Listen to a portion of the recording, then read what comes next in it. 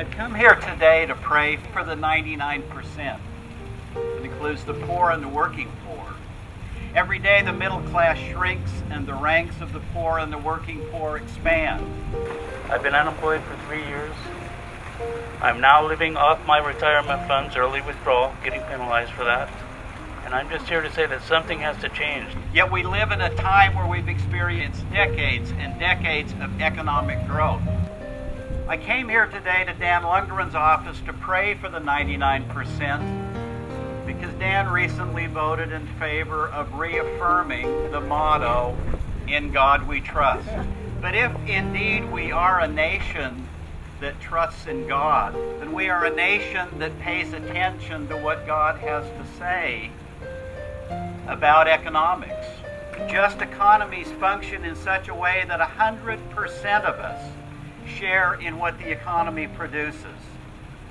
Just economies look like functioning households where everyone has a seat at the common table and shares in what the household produces. But in our economy, in this economic household, 99% of us are gravely ill.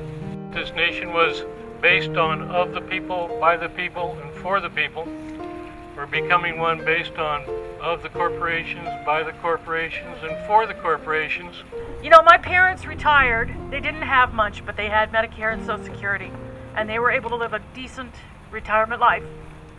And it just makes me so mad that these people want to take that away. The storehouse and table of the American economy are plentifully stocked with food. But because food is a market item in a market economy, many do not have the means of taking a place at this table of plenty. I'm a medical assistant and I'm unemployed. I was promised if I worked hard and I went to school and I did all the right things that I would have a good chance of making a good life. Not be rich, just have a good life. The storehouse and table of the American economy are plentifully stocked with health care. But in the American economy, you share in this health care bounty based on your ability to pay. I have no health insurance. I have no retirement fund. And I'm working 3 part-time jobs, working about 60 hours a week. I took time off to come here today because I feel like 0%. If we really are a nation that trusts in God, then we will begin to build an economy that looks like God's economy. We will become a nation where everyone shares in what the economy produces. Everyone will have a seat at the table, and the 99% will begin to heal. If our Congress really believes in the motto, "In God We Trust," then they would pay attention to the economic justice statements that many of the churches and synagogues and mosques in this country have produced.